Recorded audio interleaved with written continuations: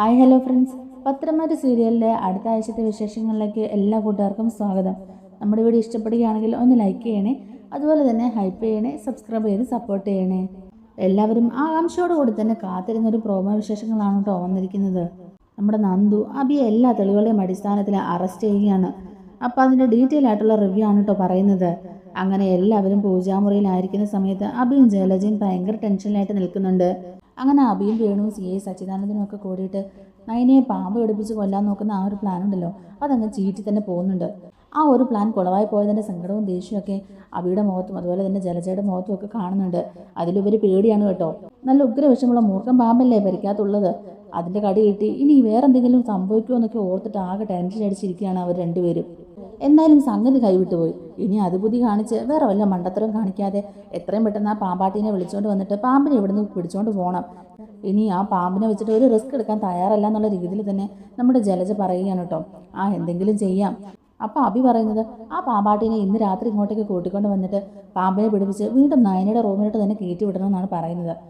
എന്നാൽ ജലജ അതിനെ സപ്പോർട്ട് ചെയ്യുന്നില്ല കേട്ടോ. കാരണം ജലജയ്ക്ക് മനസ്സിലായി എന്തായാലും ഇവനെ കൊണ്ട് ഒരു കാര്യവും നടക്കാൻ പോകുന്നില്ല.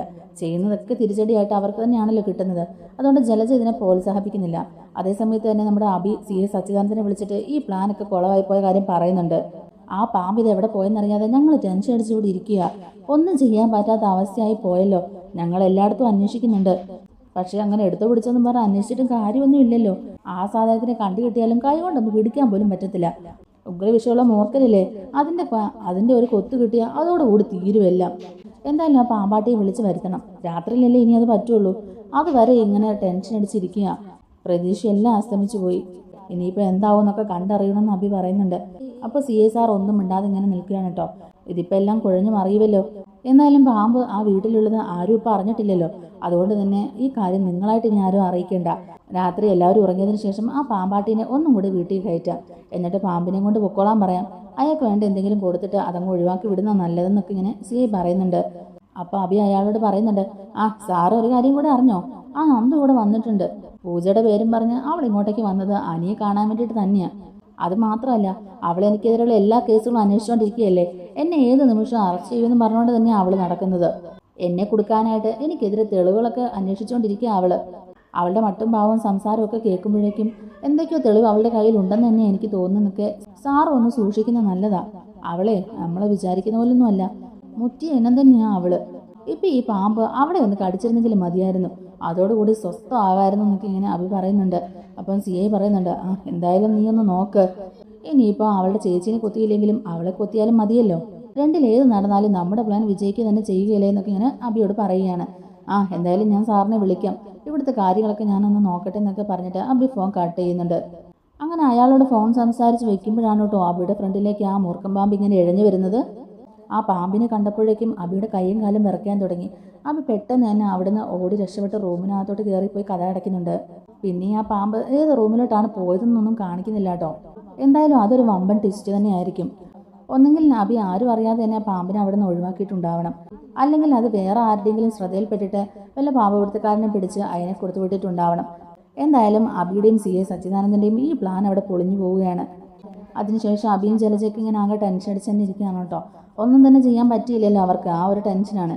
പിന്നെ വൈകിട്ടത്തെ ഫംഗ്ഷനൊക്കെ നല്ല ഗ്രാൻഡായിട്ട് തന്നെയാണ് കേട്ടോ അവർ നടത്തുന്നത്. അവർ വിളിച്ചിട്ടുള്ള എല്ലാ ഗസ്റ്റുകളും വന്നിട്ടുണ്ടായിരുന്നു. എല്ലാവർക്കും ഒരുപാട് സന്തോഷമാവുന്നുണ്ട്. എല്ലാവരും നല്ലപോലെ തന്നെ ആഘോഷിക്കുന്നുണ്ട് കേട്ടോ. ആദർശം നയനും ഒരു അച്ഛനും അമ്മയും ആകാൻ പോകുന്നു എന്നുള്ളതിന് ഒരു പാർട്ടിയാണല്ലോ അവർ അറേഞ്ച് ചെയ്തിട്ടുണ്ടായിരുന്നത്. എന്തായാലും ആ പാർട്ടിയൊക്കെ വളരെ ഭംഗിയായിട്ട് തന്നെ നടക്കുന്നുണ്ട്. അങ്ങനെ ആ ഒരു പാർട്ടി സെലിബ്രേഷനൊക്കെ കഴിഞ്ഞിട്ട് നന്ദു തിരിച്ച് വീട്ടിൽ ചെല്ലുന്നുണ്ട്. നന്ദുവിനും അത് ഒരുപാട് സന്തോഷമായിട്ടോ. കാരണം ഒരുപാട് നാളുകൾക്ക് ശേഷമാണ് നന്ദു അത്രയും നേരം അവിടെ സ്പെൻഡ് ചെയ്യുന്നത്. അനിയുടെയും നന്ദുവിൻ്റെയും കാര്യത്തിൽ ഇപ്പോഴും അവിടെ ചില്ലറ കല്ലുകടിയൊക്കെ നടക്കുന്നുണ്ടല്ലോ. ഒരു സൈഡിൽ നിന്ന് കുറച്ച് പേര് സപ്പോർട്ട് ചെയ്യുന്നുണ്ടെങ്കിലും മറു സൈഡിൽ നിന്ന് കുറച്ച് പേര് അവിടെയും കുത്തിത്തിരിപ്പ് ഉണ്ടാക്കാനാണ് നോക്കുന്നത്. മുത്തശ്ശനും മുത്തശ്ശിയും ആദർശും നയനയും അതുപോലെ തന്നെ ജയനും അജയനും ഒക്കെ ഇവരുടെ ഈ ബന്ധത്തെ അനുകൂലിക്കുന്നതുകൊണ്ട് തന്നെ അവർ 3 പേരും മാത്രമാണ് ഇവരുടെ ബന്ധത്തെ എതിർത്ത് നിൽക്കുന്നത്. ഒരു വീട്ടിൽ നിന്ന് 3 മരുമക്കൾ എന്തായാലും ഇങ്ങോട്ടേക്ക് വേണ്ടാന്നുള്ള തീരുമാനം ജാനകിയും പറഞ്ഞു. ആദ്യമൊക്കെ എല്ലാവരും എതിർത്തിരുന്നുവെങ്കിലും ഇപ്പോൾ കുറച്ച് പേരൊക്കെ ഞങ്ങളുടെ ഈ ബന്ധത്തെ അനുകൂലിക്കുന്നുണ്ടല്ലോ. അതുപോലെ കുറച്ചും കൂടെ വെയിറ്റ് ചെയ്യാം. എല്ലാവരും ഈ കല്യാണത്തിന് സമ്മതിക്കും എന്നുള്ളൊരു വിശ്വാസം തന്നെയാണ് എനിക്കും നന്ദുവിനും. അങ്ങനെ നന്ദു തിരിച്ച് വീട്ടിലേക്ക് വരുമ്പോഴേക്കും കനകയും ഗോവിന്ദനും ചോദിക്കുന്നുണ്ട്, എങ്ങനെയുണ്ടായിരുന്നു മോളെ സെലിബ്രേഷനൊക്കെ? എല്ലാം നല്ല രീതിക്കായിരുന്നോ നടന്നിരുന്നത്? അവിടെ വേറെ പ്രശ്നങ്ങളൊന്നും ഉണ്ടായില്ലല്ലോ? ജാനകി എങ്ങനെയാണ് മോളോട് പെരുമാറിയെന്നൊക്കെ ചോദിക്കുകയാണ്. അപ്പോൾ നന്ദു പറയുന്നുണ്ട്, കുഴപ്പമൊന്നും ഇല്ലായിരുന്നു അമ്മേ, എല്ലാവരും നല്ല ഹാപ്പിയിലായിരുന്നു. അച്ഛനും അമ്മയും ഇല്ലാത്തൊരു കുറവ് മാത്രമേ അവിടെ ഉണ്ടായിരുന്നുള്ളൂ.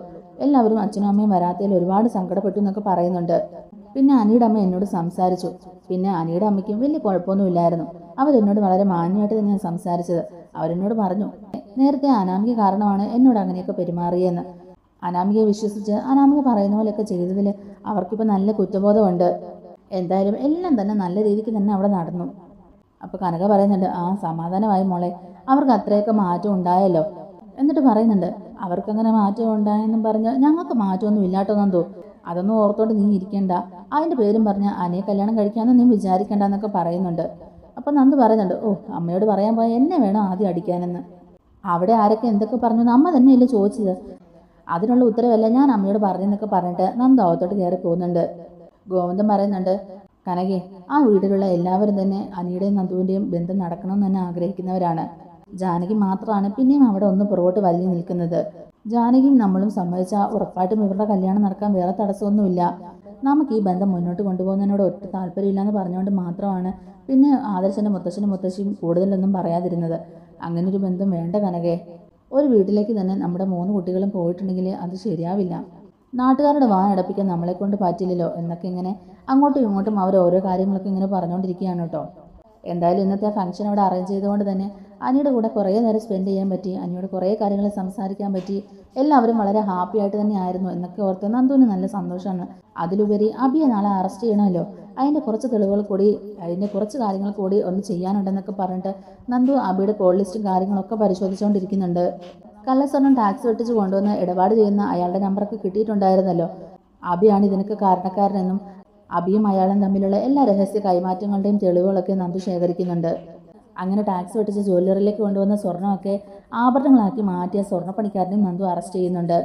അയാളുടെ നിവൃത്തിയോടുകൂടി അയാളത് ചെയ്താന്നൊക്കെ പറയുന്നുണ്ടെങ്കിലും കാശ് നാം മേടിച്ചിട്ടില്ലേ എന്നൊക്കെ ചോദിക്കുകയാണ് നന്ദു. അതിനൊക്കെ പ്രതിഫലമായിട്ട് കാശ് തന്നപ്പോൾ നിങ്ങൾ മേടിക്കുകയും ചെയ്തില്ലേ? നിങ്ങൾ അനന്തമൂർത്തി മുത്തശ്ശനെയും അവരുടെ കുടുംബത്തെയും ചീറ്റ് ചെയ്യുകയല്ലായിരുന്നോ? വിശ്വാസവഞ്ചനയല്ലേ അവരോട് നിങ്ങൾ കാണിച്ചത്? മൂർത്തിസ് ജ്വല്ലറിയുടെ ലേബലിൽ നിങ്ങൾ ഈ ആഭരണങ്ങളൊക്കെ ഉണ്ടാക്കി കൊടുത്തില്ലേ? അപ്പോൾ പിന്നെ നിങ്ങൾ ഇതിനകത്ത് മുഖ്യപ്രതി തന്നെ ആകുകയില്ലേ എന്നൊക്കെ പറഞ്ഞ് അയാളെ ഒന്ന് ഭീഷണിപ്പെടുത്തി തന്നെ വെച്ചിരിക്കുകയാണ് നന്ദു. അതുപോലെ തന്നെ ചന്തുമോളുടെ കാര്യങ്ങളും അനഘയുടെ വീട്ടിൽ പോയിട്ട് അനഘയെ കൊല്ലാൻ ശ്രമിച്ചതിൻ്റെ CCTV ഫുട്ടേജും കാര്യങ്ങളൊക്കെ എടുക്കുന്നുണ്ട്. ആ ജോലിക്ക് നിൽക്കുന്ന സ്ത്രീ മൊഴി നൽകുകയാണ് നന്ദുവിന്. അങ്ങനെ അബിക്കുള്ള എല്ലാ തെളിവുകളും എല്ലായിടത്തുനിന്നും ശേഖരിച്ച് കളക്ട് ചെയ്ത് ഒരു ഫയലാക്കി വെക്കുകയാണ് കേട്ടോ നന്ദു. എന്നിട്ട് ആദർശനെയൊക്കെ വിളിച്ചിട്ട് ഈ കാര്യങ്ങളൊക്കെ പറയുന്നുണ്ട്. എത്രയും പെട്ടെന്ന് തന്നെ അബിയെ അറസ്റ്റ് ചെയ്ത് എനിക്ക് സ്റ്റേഷനിലേക്ക് കൊണ്ടുവരണം. ഇനിയും കുറച്ച് കാര്യങ്ങളൊക്കെ അറിയാനുണ്ട്. അത് സ്റ്റേഷനിൽ കൊണ്ടുവന്നിട്ട് വേണം അവനോട് ചോദിക്കാനായിട്ട്. അതുകൊണ്ട് നാളെ തന്നെ അബിയെ അറസ്റ്റ് ചെയ്യാൻ അങ്ങോട്ടേക്ക് വരുമെന്നൊക്കെ ആദർശനോട് പറയുന്നുണ്ട്. ആദർശം അതിനെ സപ്പോർട്ട് ചെയ്യുകയാണ്. വീടിനകത്ത് ഇരുന്നുകൊണ്ട് തന്നെ വീട് പൊട്ടിച്ചോറാക്കാൻ നോക്കുന്ന ഒരുത്തനെ എന്തായാലും ഇനി കമ്പനിക്ക് ആവശ്യമില്ല. അതുകൊണ്ട് നന്ദുവിൻ്റെ രീതിക്ക് തന്നെ നടപടി എടുത്തോളൂ. അവനെ അറസ്റ്റ് ചെയ്ത് കൊണ്ടുപോക്കോ, ഒരു കുഴപ്പമില്ല എന്നൊക്കെ തന്നെ ആദർശ് അനുവാദം കൊടുക്കുന്നുണ്ട്. അപ്പോൾ നന്ദു പറയുന്നുണ്ട്, ഞാൻ എന്തായാലും മുത്തശ്ശനെ കൂടെ വിവരങ്ങളൊക്കെ അറിയിച്ചിട്ട് എത്രയും പെട്ടെന്ന് എന്താ വേണ്ടതെന്ന് വെച്ചാൽ ചെയ്തോളാം ആദർശേട്ടാ. മിക്കവാറും അബിയെ നാളെ തന്നെ അറസ്റ്റ് ചെയ്യാനായിട്ട് ഞാൻ അങ്ങോട്ടേക്ക് വരുമെന്നും പറയുകയാണ്. അങ്ങനെ മുത്തശ്ശനെ വിളിച്ചിട്ട് നന്ദു കാര്യങ്ങളൊക്കെ പറയുന്നുണ്ട്. അപ്പോൾ മുത്തശ്ശൻ പറയുന്നുണ്ട്, എനിക്കിത് അറിയാമായിരുന്നു മോളെ. നമ്മുടെ തറവാട്ടിൽ ഇങ്ങനെയുള്ള പണികളൊക്കെ ചെയ്യണമെന്നുണ്ടെങ്കിൽ അത് അവനല്ലേ ഉള്ളൂ, അത് അവനല്ലേ ചെയ്യുകയുള്ളൂ. അവൻ ഈ കുടുംബം മുടിപ്പിക്കാൻ വന്ന അസുര വിത്താണ്. ഇതിൻ്റെ പിന്നിൽ അവൻ ഒരുപാട് കളികൾ കളിച്ചിട്ടുണ്ട് മുത്തശ്ശ. അവനെ ഇങ്ങനെ വിട്ടാൻ പറ്റില്ല. അവന് ശരിക്കും ഒന്ന് എടുത്തിട്ട് കുടയേണ്ടതുണ്ട്. ഇനിയും കുറച്ച് കാര്യങ്ങൾ കൂടി അറിയാനുണ്ട്. അതൊക്കെ സ്റ്റേഷനിൽ കൊണ്ടുവന്നിട്ട് വേണ്ട രീതിക്കൊന്ന് കൈകാര്യം ചെയ്താൽ അവൻ പറഞ്ഞോളും. പിന്നെ അങ്ങനെ ടാക്സ് വെട്ടിച്ച് കൊണ്ടുവന്ന സ്വർണ്ണമൊക്കെ നമ്മുടെ ജ്വല്ലറിയിൽ നമ്മുടെ ലേബിൽ വെച്ചിട്ട് തന്നെയാണ് അവൻ വിറ്റഴിച്ചിട്ടുള്ളതും. അതിന് അബിയെ സഹായിച്ച ആ സ്വർണ്ണപ്പണിക്കാരനെ കൂടെ ഞാൻ കൂട്ടുപ്രതിയാക്കിയിട്ടുണ്ട്. അയാളിപ്പോൾ ഞാൻ കസ്റ്റഡിയിൽ എടുത്തേക്കുകയാണ്. ആ വിവരങ്ങളൊന്നും അബി ഇതുവരെ അറിഞ്ഞിട്ടില്ല. മുത്തശ്ശൻ ഇതെല്ലാം കേട്ടിട്ട് പറയുന്നുണ്ട്, അതെന്തായാലും നന്നായി മോളെ. ഇതുപോലെ ഒരുത്തനെ ഇനി ഈ കുടുംബത്തിന് ആവശ്യമില്ല. മോളുടെ രീതിക്ക് തന്നെ നടപടി എടുത്തോ. എന്തായാലും നമ്മുടെ കുടുംബത്തിനും സ്ഥാപനങ്ങൾക്കും ചീത്തപ്പേരുണ്ടാക്കുന്ന അവനെ ഇനി ഈ സ്ഥാപനത്തിൽ തുടരാൻ ഞാൻ അനുവദിക്കില്ല. ഇന്നത്തോടു കൂടി തന്നെ അവൻ്റെ എല്ലാ തോന്നിവാസം ഞാൻ അവസാനിപ്പിക്കും. മോളുടെ ചേച്ചിയുടെ കാര്യം ഓർത്തിട്ട് മാത്രമാണ് ഞാൻ ഇത്രയും നാളും ഇതൊക്കെ ക്ഷമിച്ച് മുന്നോട്ട് പോയത്. ഇനി അതിൻ്റെ ആവശ്യമില്ലെന്നാണ് തോന്നുന്നത്. എല്ലാ സത്യങ്ങളും നവ്യ അറിയേണ്ട സമയമായിരിക്കുന്നു. അപ്പോൾ നന്ദു പറയുന്നുണ്ട്, അതേ മുത്തശ്ശ, എല്ലാ സത്യങ്ങളും ഇനി നവ്യച്ചെ അറിയണം. ഇതുപോലൊരു നീചകൻ്റെ കൂടെ എന്ത് വിശ്വാസത്തിലാണ് എൻ്റെ ചേച്ചി ജീവിക്കുന്നത്? എൻ്റെ ചേച്ചിക്കും കുഞ്ഞിനും എന്തെങ്കിലും ഒരു ആപത്ത് വന്നാലോ? ചന്തുമോളെയും ഒന്നും ചെയ്യാൻ മടിയില്ലാത്തവനാണ് ഇവൻ. ഇവൻ്റെ നിലനിൽപ്പിന് വേണ്ടിയിട്ട് ഇവൻ ആര് വേണമെങ്കിലും കൊല്ലാൻ മടിക്കില്ല. അതുകൊണ്ട് ഇവനെ എത്രയും പെട്ടെന്ന് തന്നെ അറസ്റ്റ് ചെയ്ത് ജയിലിലാക്കുന്ന നല്ലത്. പിന്നെ അവനെ കൂട്ടാനുള്ള എല്ലാ തെളിവുകളും എൻ്റെ കയ്യിലുണ്ട്. ഒന്നൊന്നായിട്ട് ഞാൻ എല്ലാ തെളിവുകളും ശേഖരിച്ച് വെച്ചിട്ടുണ്ട്. ഒരു വഴിക്കും അവൻ രക്ഷപ്പെടാൻ പോകുന്നില്ല മുത്തശ്ശ, അവനെ ഞാൻ പൂട്ടിയിരിക്കും എന്ന് തന്നെ നന്ദു പറയുന്നുണ്ട്. അതുപോലെ തന്നെ അനഘ ഇപ്പോൾ ICUവിലാണല്ലോ, അതിൻ്റെ പിന്നിലും ഇവൻ തന്നെയാണെന്ന് എനിക്ക് നല്ല സംശയമുണ്ട്. അവനെതിരെയുള്ള തെളിവുകളൊക്കെ അവൻ നശിപ്പിക്കാൻ ശ്രമിച്ചതാണ്. എന്നാൽ അവിടെ പോയി ഞാൻ അവിടുത്തെ CCTVന്ന് ഫുട്ടേജൊക്കെ എടുത്തിട്ടുണ്ട്. അതിൽ വ്യക്തമായിട്ട് പറഞ്ഞിട്ടുണ്ട് ഇവൻ അനഘയെ ഉപദ്രവിച്ചതിൻ്റെ ദൃശ്യങ്ങൾ. അതുകൊണ്ട് ഇവൻ ഇനി ഒരിക്കലും രക്ഷപ്പെടാൻ പോകുന്നില്ല മുത്തശ്ശ എന്ന് തന്നെ പറയുകയാണ് കേട്ടോ നന്ദു. ഇനി ഇവൻ പുറത്തിറങ്ങി നടക്കുന്നത് എല്ലാവർക്കും ആപത്താണ്. മുത്തശ്ശൻ പറയുന്നുണ്ട്, മോള് ധൈര്യമായിട്ട് മുന്നോട്ട് വയ്ക്കുക മോളെ, ഇതിൻ്റെ പിന്നിൽ എന്തൊക്കെ സംഭവിച്ചാലും അതൊക്കെ ഞാൻ നോക്കിക്കോളാം. മോള് മോളുടെ രീതിക്ക് തന്നെ മുന്നോട്ട് വയ്ക്കോ, എത്രയും പെട്ടെന്ന് തന്നെ മോൾ അവനെ അറസ്റ്റ് ചെയ്തോ, ഇനിയും ഇത് നോക്കിയിരിക്കേണ്ട ആവശ്യമില്ല എന്നൊക്കെ തന്നെ മുത്തശ്ശൻ പറയുന്നുണ്ട്. അങ്ങനെ പിറ്റേ ദിവസം രാവിലെ തന്നെ അനന്തപുരിയിലോട്ട് പോലീസ് ജീപ്പ് വരികയാണ് കേട്ടോ. നന്ദു നല്ല മാസമായിട്ട് തന്നെ അങ്ങോട്ടേക്ക് ഇറങ്ങി വരുന്നുണ്ട്. എല്ലാവരും നോക്കി നിൽക്കുന്നുണ്ട്. നന്ദുവിനെ കാണുമ്പോഴേക്കും അഭി ചിന്തിക്കുന്നുണ്ട് മനസ്സിൽ, ഇവളെന്താ ഈ രാവിലെ തന്നെ ഇങ്ങോട്ടേക്ക്, ഇനി എന്നെ അറസ്റ്റ് ചെയ്യാൻ വല്ലതും വന്നതാണോ? എല്ലാം കുഴഞ്ഞു മറിയുകയാണല്ലോ, ഇനിയിപ്പോൾ എന്ത് ചെയ്യുമെന്നൊക്കെ ഓർത്തിങ്ങനെ ടെൻഷൻ അടിച്ചിരിക്കുകയാണ് കേട്ടോ അഭി. നവ്യ ഉടനെ നന്ദുവിനോട് ചോദിക്കുന്നുണ്ട്, എന്താ മോളെ നീ രാവിലെ തന്നെ, അതും പോലീസ് സ്റ്റേഷനിലേക്ക് പോകുന്നതിന് മുമ്പ് ഇവിടെ ഒന്ന് കയറിയതാണോ എന്നിങ്ങനെ ചോദിക്കുകയാണ് കേട്ടോ. അപ്പോൾ നന്ദു പറയുന്നുണ്ട്, ചേച്ചിമാരെ കാണാനല്ല ഞാൻ വന്നത്, ഈ നിൽക്കുന്ന ഇവനെ കാണാനാണ് ഞാൻ വന്നത്. നവ്യ ചോദിക്കുകയാണ് നന്ദുവിനോട്, എന്താ നന്ദു നീ എന്താ ഇങ്ങനെയൊക്കെ സംസാരിക്കുന്നത്, അഭിനെ എന്തിനാ നീ കാണുന്നേ എന്നിങ്ങനെ ചോദിക്കുകയാണ്. അപ്പം നന്ദു പറയുന്നുണ്ട്, ചേച്ചി ഞാൻ അഭിയെ അറസ്റ്റ് ചെയ്തുകൊണ്ട് പോകാനായിട്ടാണ് വന്നതെന്ന് പറയുമ്പോഴേക്കും നവ്യക്ക് ആകെ ഷോക്കായിട്ട് നവ്യ ചോദിക്കുന്നുണ്ട്, എന്താ നീ പറയുന്നത് എന്നിങ്ങനെ ചോദിക്കുക. ചേച്ചി ഇവനൊരു പെരും കള്ളനാണ്, എല്ലാ തെളിവുകളും എൻ്റെ കൈവക്കലുണ്ട്, ഇവനെ ഞാൻ അറസ്റ്റ് ചെയ്യാൻ വേണ്ടിയിട്ടാണ് ഇപ്പം തന്നെ ഇങ്ങോട്ടേക്ക് വന്നത്. ചേച്ചിക്കറിയാത്ത ഒരുപാട് കാര്യങ്ങൾ ഇവൻ ചെയ്തു കൂട്ടിയിട്ടുണ്ട്. മൂർത്തിസ് ജ്വല്ലറിയിലെ സ്വർണ്ണങ്ങളൊക്കെ മറച്ചു വിറ്റതും കള്ളക്കടത്ത് സ്വർണം കൊണ്ടുവന്ന് മൂർത്തിസ് ജ്വല്ലറിയുടെ ലേബലിൽ വിറ്റഴിച്ചതും അങ്ങനെ കുറേ തിരിമറികൾ ജ്വല്ലറിയിൽ നടത്തുന്നതിൻ്റെ പേരിൽ ഒരു കേസ് അന്വേഷണം നടക്കുന്നുണ്ടായിരുന്നല്ലോ. ആ കേസ് അന്വേഷണം ഇപ്പം ഞാനാണ് നടത്തിയത്. ഇത്രയും നാളും ഈ കേസ് അന്വേഷിച്ചുകൊണ്ടിരുന്ന പോലീസ് ഉദ്യോഗസ്ഥരെല്ലാം ഇവൻ പൈസ കൊടുത്ത് വിലക്കെടുത്തിരിക്കുകയായിരുന്നു. അതുകൊണ്ടാണ് കേസ് അന്വേഷണം എങ്ങും എത്താതെ ഇടയിൽ നിന്നുപോയത്. ടാക്സ് വെട്ടിച്ച് കള്ളസ്വർണം കൊണ്ടുവന്ന് ആഭരണങ്ങളാക്കി മൂർത്തിസ് ജ്വല്ലറി വഴി വിറ്റതിൽ കുറച്ചധികം പൈസ തന്നെ ഇവൻ അതിൽ നിന്ന് ഉണ്ടാക്കിയിട്ടുണ്ട്. ഇവൻ ഇങ്ങനെയുള്ള പ്രവർത്തികളൊക്കെ ചെയ്തുകൊണ്ടാണ് മൂർത്തിസ് ജ്വല്ലറിക്ക് ഇപ്പോൾ ഒരു കോട്ടം തന്നെ സംഭവിച്ചത്. മുത്തശ്ശനും ആദർശേട്ടനും ഒക്കെ ഇത്ര നാളും കൊണ്ടു നടന്ന പേരും പ്രശസ്തിയൊക്കെ ഇവനാണ് ഇല്ലാതാക്കിക്കൊണ്ടിരിക്കുന്നത്. ഉടനെ നവ്യ ചോദിക്കുന്നുണ്ട്, എന്താ നന്ദു നീ പറയുന്നത്, ഇതൊക്കെ ഉള്ളത് തന്നെയാണോ? ഉടനെ അഭിയോടും ചോദിക്കുന്നുണ്ട്, എന്താടാ ഇതൊക്കെ, ഇവളീ പറയുന്നതൊക്കെ സത്യമാണോ എന്നൊക്കെ ഇങ്ങനെ ചോദിക്കുമ്പം അഭി ഇങ്ങനെ തല കുനിച്ച് നിൽക്കുന്നുണ്ട്. ഇല്ല നവ്യ, ഇതിലൊന്നും എനിക്കൊരു പങ്കുമില്ല, ഇതൊക്കെ ചുമ്മാ പറയുന്നതാണ്, നിനക്കറിയാമല്ലോ ഞാൻ അങ്ങനെയൊന്നും ചെയ്യില്ല എന്നുള്ളത്. കള്ളക്കടത്ത് സ്വർണ്ണമൊന്നും ഞാൻ കൊണ്ടുവന്നിട്ടില്ല, അല്ലറ ചില്ലറ തിരിമറികളൊക്കെ ഞാൻ നടത്തിയിട്ടുണ്ടെന്നുള്ളത് ശരിയാ, പക്ഷേ ഇതൊന്നും ഞാൻ ചെയ്തിട്ടില്ല എന്നൊക്കെ തന്നെ അഭി പറയുമ്പോഴേക്കും നന്ദു ചോദിക്കുന്നുണ്ട്, എന്തുവാടാ നീ പറഞ്ഞത്, അപ്പം നീ ഇതൊന്നും അറിഞ്ഞിട്ടില്ലല്ലേ? നീ വെറുതെ കള്ളമൊന്നും പറയണ്ട, എല്ലാ തെളിവുകളും എൻ്റെ കയ്യിലുണ്ട്, ഇതൊക്കെ ഞാൻ നവ്യച്ചിനെ ഇപ്പം തന്നെ കാണിച്ചു തരാമെന്നൊക്കെ പറഞ്ഞിട്ട് നന്ദു എല്ലാ തെളിവുകളും കാണിച്ചു കൊടുക്കുകയാണ് നവ്യയ്ക്ക്. ചേച്ചി ഇപ്പോഴും ഇയാളെ ശരിക്കും മനസ്സിലാക്കിയിട്ടില്ല, എല്ലാ കൊള്ളരുതായ്മകളും ചെയ്തിട്ട് മാനിനെ പോലെ നടക്കുക ഇയാൾ. അല്ലെങ്കിൽ തന്നെ ചേച്ചിക്ക് എന്നെ അറിഞ്ഞൂടെ? മറ്റൊരാൾ പറയുന്നത് കേട്ട് ഞാൻ എപ്പോഴെങ്കിലും നടന്നിട്ടുണ്ടോ? ഞാൻ നല്ല രീതിക്ക് അന്വേഷിച്ചിട്ട് തന്നെയാണ് അഭിയെ അറസ്റ്റ് ചെയ്തേക്കുന്നത്. ഇവനെ പോലെയുള്ള ഫ്രോഡിനെയൊക്കെ ജയിലിലിട്ട് അടയ്ക്കുക ചെയ്യേണ്ടതെന്നൊക്കെ ഇങ്ങനെ നന്ദു ദേഷ്യപ്പെട്ട് പറയുകയാണ് കേട്ടോ.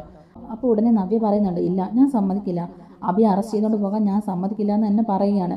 സോറി ചേച്ചി, എനിക്ക് ഇവനെയും കൊണ്ട് പോയേ പറ്റുള്ളൂ, ചേച്ചി ഇതിൽ ഇടപെടണ്ടെന്നൊക്കെ നന്ദു പറയുമ്പോഴേക്കും ജലജ അങ്ങോട്ടേക്ക് വന്നിട്ട് പറയുന്നുണ്ട്, നീ എന്താടി വിചാരിച്ചത്, പെട്ടെന്ന് കയറി വന്ന് എൻ്റെ മോനെയും കൊണ്ട് അങ്ങ് പോകാമെന്ന് വിചാരിച്ചോ? അപ്പോൾ ജലജയോട് നന്ദു പറയുന്നുണ്ട്, എടി പൊടി എന്നൊന്നും എന്നെ വിളിക്കണ്ട, ഞാനൊരു SI ആണ്, സൂക്ഷിച്ചും കണ്ട് സംസാരിച്ചിട്ടെങ്കിൽ നിങ്ങളെയും കൂടെ പിടിച്ച് ഞാൻ ജയിലിലിടും എന്നൊക്കെ പറയുകയാണ്. നിങ്ങളുടെ മോൻ ചെയ്തു കൂട്ടിയ തെറ്റിനൊക്കെ വളം വെച്ച് കൊടുത്തത് നിങ്ങൾ ഒറ്റൊരുത്തിയാണ്, അതിനെ ആദ്യം അറസ്റ്റ് ചെയ്യേണ്ടത് നിങ്ങളെ തന്നെയായിരുന്നു. പക്ഷേ ഇപ്പം ഞാനത് ചെയ്യുന്നില്ല, പകരം ഞാൻ ഇവനെ അങ്ങ് കൊണ്ടുപോകുക. എല്ലാ തെളിവുകളും നിങ്ങളുടെ മകനെതിരെയാണ്, ഇത് മാത്രമല്ല വേറെ കുറച്ച് കേസുകളും കൂടി ഉണ്ട്, അതൊക്കെ ഞാൻ നിങ്ങളെ വഴി അറിയിച്ചോളാം എന്നൊക്കെ പറഞ്ഞിട്ട് ഇങ്ങോട്ട് ഇറങ്ങി വാടാന്ന് പറഞ്ഞ് അഭിയെ വലിച്ചഴിച്ചുകൊണ്ട് വരികയാണ് കേട്ടോ ജീപ്പിൻ്റെ അടുത്തേക്ക്. നവ്യ പുറകെ ചെല്ലുന്നുണ്ട് കേട്ടോ നന്ദുവിൻ്റെ കയ്യിലൊക്കെ പിടിച്ചിട്ട് ചോദിക്കുന്നുണ്ട്, നന്ദു നീ എന്താ നന്ദു ഈ കാണിക്കുന്നത്, അഭിയെ നീ കൊണ്ടുപോകല്ലെന്നൊക്കെ ഇങ്ങനെ പറയുന്നുണ്ടെങ്കിലും സോറി ചേച്ചി എനിക്കിത് ചെയ്യാതിരിക്കാൻ പറ്റില്ല, അഭിയെ എന്തായാലും എനിക്ക് സ്റ്റേഷനിലോട്ട് കൊണ്ടുപോയേ പറ്റുള്ളൂ എന്നൊക്കെ തന്നെ പറയുകയാണ് കേട്ടോ. അപ്പോൾ നവ്യ ഉടനെ മുത്തശ്ശനോട് ചോദിക്കുന്നുണ്ട്, എന്താ മുത്തശ്ശ ഇതൊക്കെ അവൾ ചെയ്യുന്നത് നിങ്ങൾ കാണുന്നില്ലേ, അഭിയെ അറസ്റ്റ് ചെയ്തുകൊണ്ട് പോകുന്ന കണ്ടിട്ട് നിങ്ങൾ എന്താ മിണ്ടാതിരിക്കുന്നതെന്നൊക്കെ ഇങ്ങനെ ചോദിക്കുകയാണ് കേട്ടോ നവ്യ. അപ്പോൾ മുത്തശ്ശൻ പറയുന്നുണ്ട്, മോളെ അറസ്റ്റ് ചെയ്തുകൊണ്ട് പോകുന്നത് മോളുടെ അനിയത്തി നന്ദു തന്നെയല്ലേ, അവൾ സത്യസന്ധമായിട്ട് ജോലി ചെയ്യുന്ന ഒരു പോലീസ് ഓഫീസറാണ്, അവള് നേരായ മാർഗത്തിൽ തന്നെ ഈ കേസ് അന്വേഷിച്ചിട്ട് അബിയാണ് ഇതിൽ കുറ്റക്കാരനെന്ന് കണ്ടുപിടിച്ചിരിക്കുകയാണ്. അപ്പോൾ പിന്നെ അവൾക്ക് അവളുടെ ഡ്യൂട്ടി ചെയ്തല്ലേ പറ്റുള്ളൂ. അബി അറസ്റ്റ് ചെയ്തിട്ട് പോയല്ലേ പറ്റുള്ളൂ എന്നൊക്കെ തന്നെ പറയുകയാണ് കേട്ടോ മുത്തശ്ശനും. അത് കേൾക്കുമ്പോൾ നവ്യക്ക് ദേഷ്യം വരികയാണ്. ഇത് കേൾക്കുമ്പോൾ നവ്യക്ക് ദേഷ്യമാണ് കേട്ടോ വരുന്നത്. മുത്തശ്ശൻ പറയുന്നുണ്ട്, നിന്റെ ഭർത്താവ് ചെയ്ത തെറ്റിനാണ് അവനെ അറസ്റ്റ് ചെയ്തുകൊണ്ട് പോകുന്നത്. കുറേ ദിവസമായിട്ട് ഇവൻ്റെ പിന്നാലെ തന്നെയായിരുന്നു നന്ദു. അവനെതിരെയുള്ള എല്ലാ തെളിവുകളും ആ കുട്ടിയുടെ കയ്യിലുണ്ട്. എന്തായാലും ഒരു തെളിവില്ലാതെ ഒരാൾ അറസ്റ്റ് ചെയ്തുകൊണ്ട് പോകാൻ പറ്റില്ലല്ലോ മോളെ. മോളിതിൽ ഇടപെടാതിരിക്കുന്ന നല്ലത്. അവൻ ചെയ്ത തെറ്റിനുള്ള ശിക്ഷയല്ലേ അവൻ അനുഭവിക്കുന്നത്. മോള് അത് അവൻ അനുഭവിച്ചേ മതിയാവുള്ളൂ എന്നൊക്കെ തന്നെ മുത്തശ്ശൻ പറയുന്നുണ്ട്. നവ്യക്ക് ദേഷ്യവും സങ്കടമൊക്കെ വരുന്നുണ്ട് കേട്ടോ. നവ്യ കരഞ്ഞോണ്ട് അങ്ങനെ മിണ്ടാതെ നിൽക്കുന്നുണ്ട്. അതേസമയത്ത് നന്ദു അവിടെ നിന്ന് കോൺസ്റ്റബിൾസിനോട് ഇവനെ പിടിച്ച് കയറ്റുന്നൊക്കെ പറഞ്ഞിട്ട് ദേഷ്യപ്പെട്ട് അവനെ വണ്ടിയിലോട്ട് കയറ്റുകയാണ്. നവ്യ പറയുന്നുണ്ട്, നന്ദു എടി മോളെ, നീ അങ്ങനൊന്നും ചെയ്യല്ലേ. ഞാൻ നിന്റെ സ്വന്തം ചേച്ചിയല്ലേ. അബി എൻ്റെ ഭർത്താവല്ലേടി. അവനെ അറസ്റ്റ് ചെയ്തുകൊണ്ട് പോയാൽ എൻ്റെ ജീവിതം ഇല്ലാതായി പോകുന്നത്. നീ എന്നെ ഓർത്തിട്ടെങ്കിലും ഇങ്ങനൊരു കാര്യം ചെയ്യരുതെന്നൊക്കെ പറയുമ്പോഴേക്കും, ചേച്ചി നിയമത്തിന് മുമ്പിൽ എനിക്ക് ഒരു ബന്ധവുമില്ല. ചേച്ചിയെന്നോ അനിയത്തിയെന്നോ അമ്മയെന്നോ അച്ഛനെന്നോ അങ്ങനെ ഒരു ബന്ധവും ഞാൻ നോക്കാറില്ല. ആര് തെറ്റ് ചെയ്താലും ആ തെറ്റ് ചെയ്തവരെ ഞാൻ അറസ്റ്റ് ചെയ്യും. ഞാൻ അങ്ങനെ ഒരു പ്രതിജ്ഞ എടുത്തിട്ട് തന്നെയാണ് ചേച്ചി പോലീസ് യൂണിഫോം ഇട്ടത്. ചേച്ചി എന്നെ വഴി തടയരുത്. ഇവനെപ്പോലെ ഒരു ഫ്രോഡിൻ്റെ കൂടെ ജീവിക്കുന്നതിൽ നല്ലത് ചേച്ചി വീട്ടിൽ വന്ന് നിൽക്കുന്നതെന്നൊക്കെ പറഞ്ഞിട്ട് നന്ദു അവനെയും കൂട്ടിയിട്ട് സ്റ്റേഷനിലോട്ട് പോവുകയാണ്. നവ്യ അവിടെ കിടന്ന് അലറി വിളിച്ച് കരയുന്നൊക്കെ ഉണ്ടെങ്കിലും ഒരു രക്ഷയില്ല. നന്ദു ആ സമയം കൊണ്ട് തന്നെ അഭിയും കൂട്ടിയിട്ട് പോയി കഴിഞ്ഞു. എല്ലാവരും നോക്കി നിന്നോ? മറ്റാർക്കെങ്കിലും ഈ അവസ്ഥയെങ്കിലും എല്ലാവരും ഇങ്ങനെ നോക്കി നിൽക്കുമായിരുന്നോ? ആദർശേട്ടൻ ചെയ്ത പോലെ ഒരു തെറ്റൊന്നും എൻ്റെ ഭർത്താവ് എന്തായാലും ചെയ്തിട്ടില്ലല്ലോ. എൻ്റെ അനിയത്തിയുടെ ജീവിതം ഇല്ലാതാക്കിയിട്ടല്ലേ അയാൾ മാനിനെ പോലെ ചമഞ്ഞ് നടക്കുന്നത്. അതിലൊന്നും ആർക്കും ഒരു അന്വേഷണവും ഇല്ല. ആരും അറസ്റ്റും ചെയ്തിട്ടില്ല. ജ്വല്ലറിൽ ഒരു തിരിമറി നടത്തിയതിൻ്റെ പേരിലാണോ ഇത്ര വലിയ ശിക്ഷ അബിക്ക് കൊടുക്കുന്നതെന്ന് ചോദിക്കുകയാണ്. അപ്പോൾ മുത്തശ്ശൻ പറയുന്നുണ്ട്, മോളെ നവ്യേ, അത് നിനക്ക് ചെറിയൊരു കാര്യമായിരിക്കും. പക്ഷെ ഞങ്ങൾക്ക് അങ്ങനെയല്ല. മൂർത്തിസ് ജ്വല്ലറിക്ക് വർഷങ്ങളുടെ പാരമ്പര്യവും വിശ്വസ്തതയും ഉണ്ട്. അതാണ് നിന്റെ ഭർത്താവ് ഇല്ലാതാക്കിയത്. അവനെ അനിയനെയും ആദർശനെയും പോലെ തന്നെയാണ് ഞാൻ വളർത്തിയത്. പക്ഷേ ഇടയ്ക്കെപ്പോഴോ അവൻ്റെ അമ്മ പറഞ്ഞു കൊടുത്ത ഉപദേശങ്ങളൊക്കെ കേട്ടതുകൊണ്ടാണ് അവനിപ്പോൾ ഈ അവസ്ഥ ഉണ്ടായത്. അവൻ്റെ അമ്മ പറഞ്ഞു കൊടുത്തതുപോലെ തന്നെ കക്കാനും മോഷ്ടിക്കാനും പിടിച്ചു പറിക്കാനും ഓരോരോ കൊള്ളരുതായ്മകൾ ചെയ്യാനും ഒക്കെ ആയിട്ട് അവൻ പഠിച്ചു കഴിഞ്ഞിരിക്കുന്നു. സ്നേഹം എന്താണെന്നോ കൂടപ്പിറപ്പുകൾ എന്താണെന്നോ കുടുംബത്തിൻ്റെ വില എന്താണെന്നോ ഒന്നും തന്നെ അവൻ മനസ്സിലാക്കിയിട്ടില്ല. അവൻ എപ്പോഴും ആവശ്യം പണം മാത്രമാണ്. നിന്നെ സ്നേഹിക്കുന്നത് പോലും സത്യമാണെന്നാണോ മോൾ കരുതിയിരിക്കുന്നത്? അതെല്ലാം വെറുതെയാണ്. നിന്നെ അവൻ സ്നേഹിക്കുന്നത് പോലും കള്ളമാണ് മോളെ. അതെല്ലാം ഞങ്ങൾക്കറിയാം. നിന്റെയും നിന്റെ കുഞ്ഞിൻ്റെയും ജീവിതം വഴിയാധാരമാകാതിരിക്കാൻ വേണ്ടിയിട്ടാണ് പലതും ഞങ്ങൾ മറച്ചു വെച്ചിരിക്കുന്നത് എന്നിങ്ങനെ പറയുമ്പോഴേക്കും നവ്യക്ക് പിടിവിട്ടിട്ട് നവ്യ അവിടെ നിന്ന് കരയുകയാണ് കേട്ടോ. എന്ത് മറച്ചു പിടിച്ചു എന്നാണ് നിങ്ങളൊക്കെ ഈ പറയുന്നത്? എന്തെങ്കിലും ഉണ്ടെങ്കിൽ നിങ്ങൾ എന്നോട് തുറന്ന് പറയണം. കുറേ കാലമായിട്ട് ഞാനിത് കേൾക്കുക. അങ്ങനെ എന്തെങ്കിലും ഉണ്ടെങ്കിൽ അതിനോട് തുറന്ന് പറയുക നിങ്ങൾ ചെയ്യേണ്ടതെന്നൊക്കെ നവ്യ ദേഷ്യത്തിൽ തന്നെ പറയുകയാണ്. അപ്പം മുത്തശ്ശൻ പറയുന്നുണ്ട്, അതെന്തായാലും നീ അറിയാൻ സമയമായിട്ടില്ല. ജ്വല്ലറിലെ തിരിമറികളിൽ അവൻ കള്ളത്തരം കാണിച്ചിട്ടുണ്ടെങ്കിൽ, കള്ളസ്വർണ്ണം അവൻ വിറ്റഴിച്ചിട്ടുണ്ടെങ്കിൽ അവൻ ചെയ്ത തെറ്റിന് അവൻ ശിക്ഷ അനുഭവിച്ചേ പറ്റത്തുള്ളൂ. അതുകൊണ്ട് മോൾ അവൻ്റെ കാര്യം ഓർത്ത് വിഷമിക്കണ്ടെന്ന് പറയുമ്പോഴേക്കും നവ്യ പറയുന്നുണ്ട്, ഓഹോ ഇപ്പം അങ്ങനെ ആയില്ലേ. അബിയുടെ കാര്യത്തിൽ അപ്പം നിങ്ങൾ ഒരു നിലപാടും സ്വീകരിക്കില്ലെന്ന് തന്നെയാണോ പറഞ്ഞു വരുന്നത്? എങ്കിൽ അബിയെ ജാമ്യത്തിൽ ഇറക്കാൻ എനിക്കറിയാം. അവനെ ജാമ്യത്തിൽ ഇറക്കാൻ ഞാൻ തന്നെ നോക്കിക്കോളാം. നിങ്ങളൊക്കെ അവനെ എന്നേക്കുമായിട്ട് ജയിലിൽ അയക്കാനല്ലേ നോക്കുന്നത്? അതെനിക്കറിയാം. അതുകൊണ്ട് ഞാൻ തന്നെ എൻ്റെ ഭർത്താവിന് വേണ്ടിയിട്ട് മുന്നിട്ട് ഇറങ്ങിക്കോളാം എന്നൊക്കെ പറയുകയാണ് നവ്യ. അങ്ങനെ അതും പറഞ്ഞ് നവ്യയും ജലജയും കൂടെ മുകളിലോട്ട് കയറി പോകുന്നുണ്ട്. അബിയെ അറസ്റ്റ് ചെയ്തതിൻ്റെ ഒരു ആശ്വാസത്തിൽ തന്നെയാണ് കേട്ടോ ബാക്കി എല്ലാവരും. അതേ സമയത്ത് തന്നെ അറസ്റ്റ് ചെയ്തുകൊണ്ട് പോയ അബിയെ ലോക്കപ്പിലിട്ട് പഞ്ഞി കിടുകയാണ് കേട്ടോ നമ്മുടെ നന്ദു. ശരിക്കും അടി തന്നെ കൊടുക്കുന്നുണ്ട്. ശരിക്കും അബിയെ ഇടിച്ച് പഞ്ചറാക്കുന്നുണ്ട് കേട്ടോ നമ്മുടെ നന്ദു. നന്ദുവിൻ്റെ സകല ദേഷ്യവും തീർക്കുകയാണ് കേട്ടോ അബിയുടെ അടുത്ത്. അതുപോലെ നന്ദു അടിക്കുന്നുണ്ട്. നന്ദുവിൻ്റെ ദേഷ്യം നന്ദുവിനെ നിയന്ത്രിക്കാനേ പറ്റുന്നില്ല. അനഘയെ കൊല്ലാൻ നോക്കിയതും ചന്തുമോളുടെ കാര്യം പറഞ്ഞിട്ട് ആദർശേട്ടനെ കുറ്റപ്പെടുത്തിയതും ആദർശേട്ടനെ എല്ലാവരുടെ മുമ്പിൽ നാണം കെടുത്തിയതും അതുപോലെ തന്നെ നവ്യേച്ചിയുടെ ജീവിതം ഇല്ലാതാക്കിയതിനും നവ്യേച്ചിനെ ഇപ്പോഴും ഓരോന്ന് പറഞ്ഞ് കബളിപ്പിച്ചുകൊണ്ടിരിക്കുന്നതിനും അതുകൊണ്ട് നവ്യേച്ചിയുടെ ജീവിതം ഇല്ലാതാക്കിയാണെന്നൊക്കെ ഓർത്തുകൊണ്ട് തന്നെ ഓരോന്നും പറഞ്ഞുകൊണ്ട് തന്നെയാണ് അബിക്കിട്ട് നന്ദു നല്ല ഇടി കൊടുക്കുന്നത്. ഇതിനെല്ലാം കൂടെ ചേർത്ത് ഇത്രയും കാലം മനസ്സിൽ ഒളിപ്പിച്ച് വെച്ചിരുന്ന ആ ഒരു ദേഷ്യം എല്ലാം കൂടെ വൈരാഗ്യം എന്ന പോലെ നമ്മുടെ അബിയുടെ അടുത്ത് തീർക്കുകയാണ് കേട്ടോ നന്ദു. ആ സമയത്ത് തന്നെ അങ്ങോട്ടേക്ക് നവ്യ വരുന്നുണ്ട് കേട്ടോ. അബിയെ ജാമ്യത്തിൽ ഇറക്കാനുള്ള കാര്യങ്ങളൊക്കെ സംസാരിക്കാനൊക്കെ ആയിട്ടാണ് നമ്മുടെ നവ്യ അവിടോട്ട് എത്തുന്നത്. അബിയെ പൊതിരെ തല്ലുന്ന കണ്ടുകൊണ്ടാണ് കേട്ടോ നവ്യ എത്തുന്നത്. അബിയെ സെല്ലിനകത്തിട്ട് എടുത്തിട്ട് കുടയുന്ന കാണുമ്പോഴേക്കും നമ്മുടെ നവ്യയ്ക്ക് ആകെ അങ്ങ് വിഷമാവുന്നുണ്ട്. നവ്യ പെട്ടെന്ന് നന്ദൂന്ന് വിളിക്കുകയാണ് കേട്ടോ. നവ്യയുടെ പിടിവിടുകയാണ്. അവസാനം നവ്യ നന്ദുവിനോട് ദേഷ്യപ്പെടുന്നുണ്ട്. എന്തിനാടി നീ അവനെ ഇങ്ങനെ തല്ലുന്നത്? എന്താ നീ കാണിക്കുന്നത്? നിനക്കൊരു മനസാക്ഷിയില്ലേ? അവൻ എൻ്റെ ഭർത്താവാണെന്നോ എൻ്റെ കുഞ്ഞിൻ്റെ അച്ഛനാണെന്നെങ്കിൽ നീ ഒന്ന് ഓർക്കരുതോ എന്നൊക്കെ ഇങ്ങനെ ചോദിക്കുകയാണ് കേട്ടോ. അപ്പം നന്ദു പറയുന്നുണ്ട്, ചേച്ചി ഇതൊക്കെ ഒരു പോലീസ് മുറയല്ലേ, അവനിട്ട് 2 തല്ല് കിട്ടാത്തതിൻ്റെ കുറവായിരുന്നു ചേച്ചി. അവനെതിരെയുള്ള എല്ലാ കുറ്റങ്ങളും എനിക്കറിയാം, അവൻ എന്തൊക്കെ ചെയ്തു എന്നുള്ളത് എല്ലാം എനിക്കറിയാം ചേച്ചി. അതൊക്കെ അവൻ്റെ വാഗോണ്ട് തന്നെ ഞാൻ പറയിപ്പിക്കും. അവൻ പറഞ്ഞില്ലെങ്കിൽ അവനെ കൊണ്ട് തന്നെ പറയിപ്പിക്കാനും എനിക്കറിയാമെന്നൊക്കെ പറയുകയാണ് കേട്ടോ നന്ദു. നീ അപ്പോൾ 2 കൽപ്പിച്ച് തന്നെയാണെന്ന് നവ്യ ചോദിക്കുന്നുണ്ട് നന്ദുവിനോട്. അപ്പോൾ പറയുന്നുണ്ട്, അതേ ചേച്ചി ഞാൻ 2 കൽപ്പിച്ച് തന്നെയാണ്. അഭി ചെയ്തു കൂട്ടിയ കാര്യങ്ങളൊക്കെ അറിഞ്ഞാൽ ചേച്ചിയും അഭിക്കെതിരെയാകും. ഞാൻ എൻ്റെ ജോലി സത്യസന്ധമായിട്ട് തന്നെയാണ് ചേച്ചി ചെയ്യുന്നത്. ഞാൻ അവിടെ ഒരു കള്ളത്തരവും കാണിക്കുന്നില്ല. അവനെ ജാമ്യത്തിലിറക്കാൻ എനിക്കറിയാം. ഞാൻ അവനെ ജാമ്യത്തിലിറക്കി കൊണ്ടുപോകുന്നതിന് വെല്ലുവിളിക്കുകയാണ് നന്ദുവിനെ.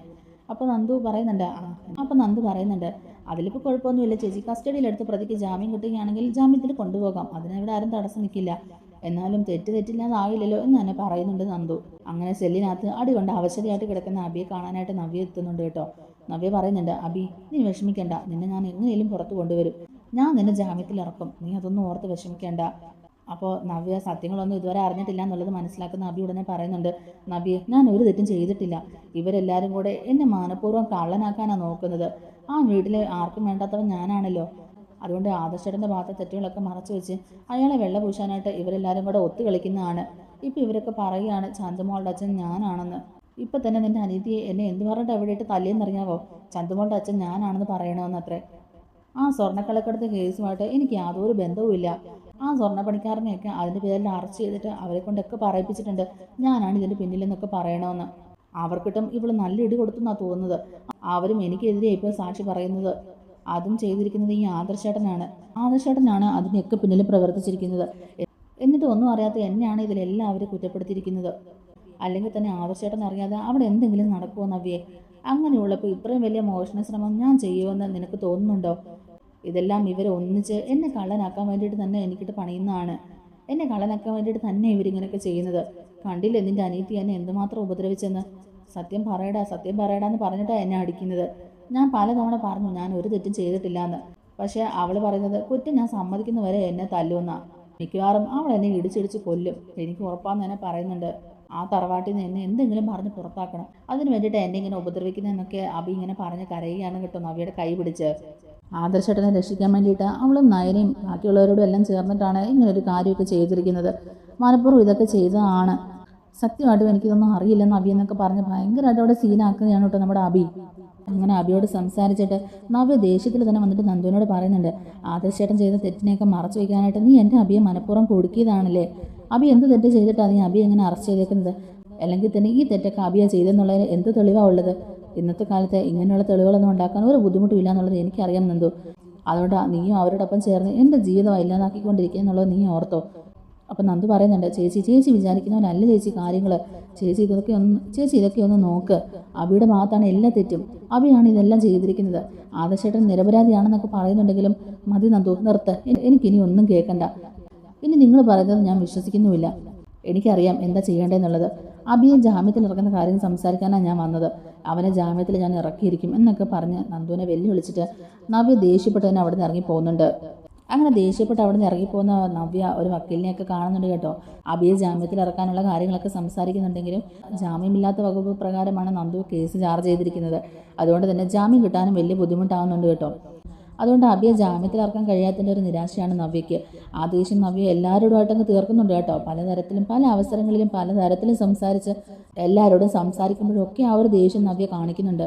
അങ്ങനെ അബിയെ അറസ്റ്റ് ചെയ്തുകൊണ്ട് പോയതിനൊക്കെ ശേഷം നമ്മുടെ നയന വീട്ടിലോട്ട് പോവുകയാണ് കേട്ടോ. കനകയുടെയും ഗോവിന്ദൻ്റെ അടുത്തൊക്കെ നവ്യയുടെ ഈ കാര്യങ്ങളൊക്കെ സംസാരിക്കാനൊക്കെ ആയിട്ടാണ് പോകുന്നത്. അതേസമയത്ത് തന്നെ നവ്യ ആണെങ്കിലും പരക്കം പായുകയാണ് കേട്ടോ. അബി എങ്ങനെയെങ്കിലും ജാമ്യത്തിൽ ഇറക്കിയേ പറ്റുള്ളൂ എന്നും പറഞ്ഞു. പക്ഷേ അതൊന്നും നടക്കുന്നുമില്ല. അങ്ങനെ നയനയും കനകയും ഗോവിന്ദനും നന്ദുവൊക്കെ കൂടെ സംസാരിച്ചുകൊണ്ടിരിക്കുമ്പോഴേക്കും നവ്യ അങ്ങോട്ടേക്ക് വരുന്നുണ്ട്. അല്ലെങ്കിൽ തന്നെ നവ്യ കനകയോടും ഗോവിന്ദനോടും നയനോടും ഒക്കെ ദേഷ്യപ്പെട്ടാണ് കേട്ടോ സംസാരിക്കുന്നത്. നയന പറയുന്നുണ്ട്, ചേച്ചി ഇവിടെ ഇരിക്കുക, സമാധാനത്തോടെ സംസാരിക്കാം എന്നൊക്കെ. ചേച്ചി ആദ്യം ഇവിടെ ഇരിക്കുക, എന്നിട്ട് കാര്യങ്ങളൊക്കെ മനസ്സിലാക്കുന്നൊക്കെ ഇങ്ങനെ പറയുമ്പോഴേക്കും വേണ്ട, നീ പറയുന്നൊന്നും കേൾക്കാനല്ല ഞാൻ ഇങ്ങോട്ടേക്ക് വന്നത്. എല്ലാത്തിനും നീ ഒറ്റ ഒരാളെ കാരണക്കാരി.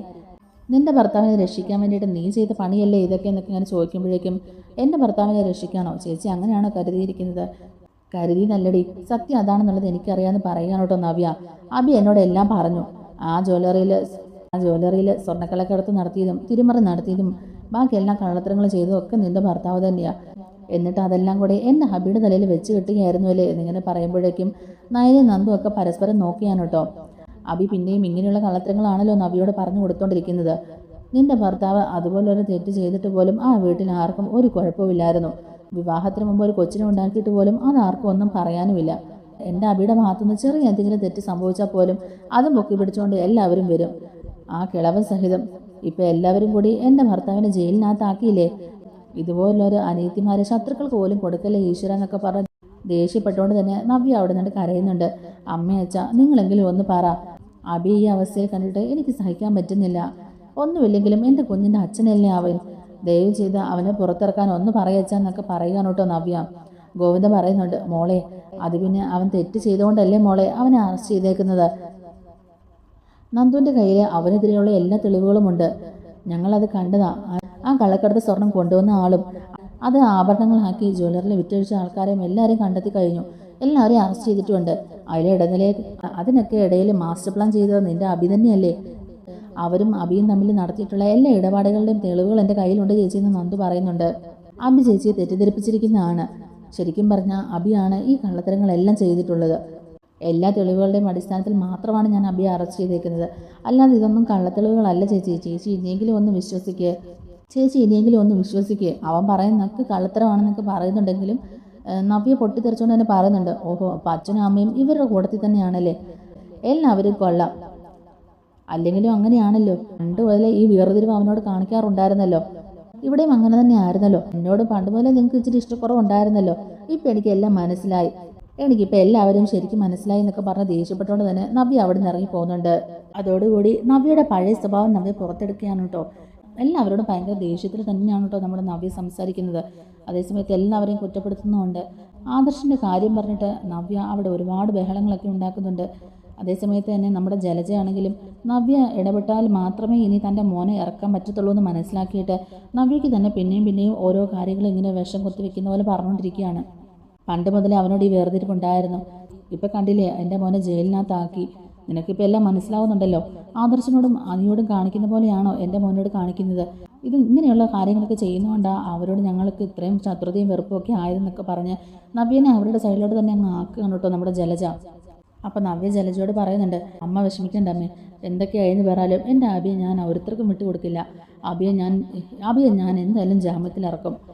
ആദർശേട്ടൻ ചെയ്ത തെറ്റിനെ ഞാൻ പുറത്തു കൊണ്ടുവരും. അങ്ങനെ എൻ്റെ അബിയെ ജയിലിലാക്കിയിട്ട് അവർ സന്തോഷത്തോടെ ജീവിക്കാൻ ഓർക്കണ്ടെന്നൊക്കെ തന്നെ പറഞ്ഞ് നവ്യ ഇങ്ങനെ പൊട്ടിത്തെറിച്ച് നിൽക്കുകയാണ്. എന്തായാലും നെക്സ്റ്റ് വീക്ക് പ്രോമോയിൽ ഇത്തരം കാര്യങ്ങളൊക്കെയാണ് കാണിക്കുന്നത്. നമ്മുടെ വീഡിയോ ഇഷ്ടമായിട്ടുണ്ടെങ്കിൽ ഒന്ന് ലൈക്ക് ചെയ്യണേ. അതുപോലെ തന്നെ ചാനൽ കൂടി ഒന്ന് സബ്സ്ക്രൈബ്